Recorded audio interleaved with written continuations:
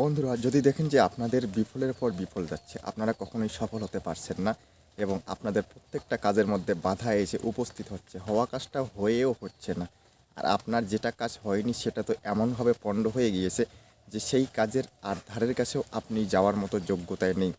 আর আপনার এই সমস্ত প্রসেসিং আরও প্রত্যেক দিন খুব করুণ থেকে করুণতম শোষণীয় পর্যায়ে এসে দাঁড়াচ্ছে এবং আপনি একটা সময় নিজেকে এই অপর্যস্ত ছাড়া আর কোনো কিছুই মনে করতেছেন না।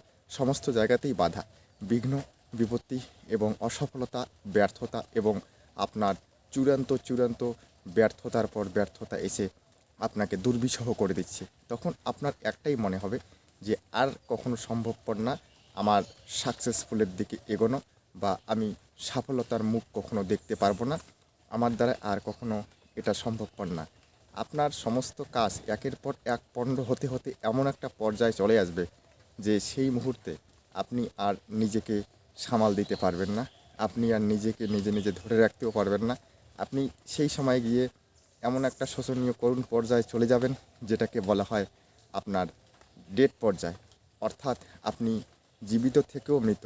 কারণ আপনি যদি কোনো কিছু ঠিকঠাকভাবে করতে না পারেন বা আপনি সফল হতে না পারেন, তাহলে আপনার লাভ কী? আপনি তো আপনার কাজটা কি সাকসেসফুলি করতে পারলেন না। তো আপনার সেরকম জীবনের থাকার চেয়ে না থাকাটাই তখন আপনার শ্রেয় মনে হবে। কিন্তু বন্ধুরা, এইখান থেকেই আপনাকে সেই শুরুটা করতে হবে। যখনই দেখবেন আপনার চূড়ান্ত ব্যর্থতার পর ব্যর্থতা, অসফলতা এবং বাধাবিঘ্ন বিপত্তি আসতেছে, তখন আপনি আরও বাধাবিঘ্ন বিপত্তির দিকে এগোবেন।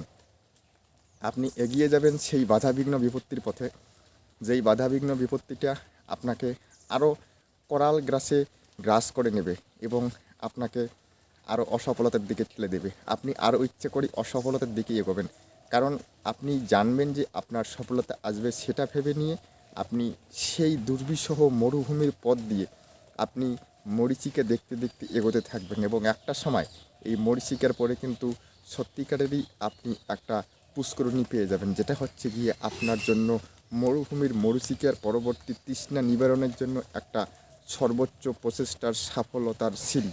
এবং আপনার জীবনের ক্ষেত্রেও কিন্তু এটা হচ্ছে গিয়ে আপনার একটা এগিয়ে চলার সর্বোচ্চ সীমানার বিজয় সাফল্য পাওয়া। তো বন্ধুরা, এটাই আপনাকে জানতে হবে যে আপনি সফলতা পাবেন এই ব্যর্থতার মধ্য দিয়ে। আর ব্যর্থতা না থাকলে সফলতা আমরা পেতে পারি না, কারণ ব্যর্থতা সফলতা একটা পয়সার এপিঠ আর ওপিঠ। তো আমরা যদি একটা পিঠ নিয়ে ভাবি তাহলে হবে না, অপর পিঠটা আসবে, এটাও আমাকে ভাবতে হবে। আপনি ভাবতেছেন যে আপনার সফলতা আসবে না, বন্ধু ঠিক আছে, কিন্তু আপনার ব্যর্থতাও বেশি দিন থাকবে না, এটাও আপনাকে জানতে হবে। আপনাকে জানতে হবে যে আপনার পক্ষে যেমন সফলতা পাওয়া সম্ভবপর না, ঠিক তেমনি আপনার পক্ষে ব্যর্থতাটাকেও ধরে রাখা সম্ভবপর না, এটাও আপনাকে কিন্তু মানতে হবে বন্ধু।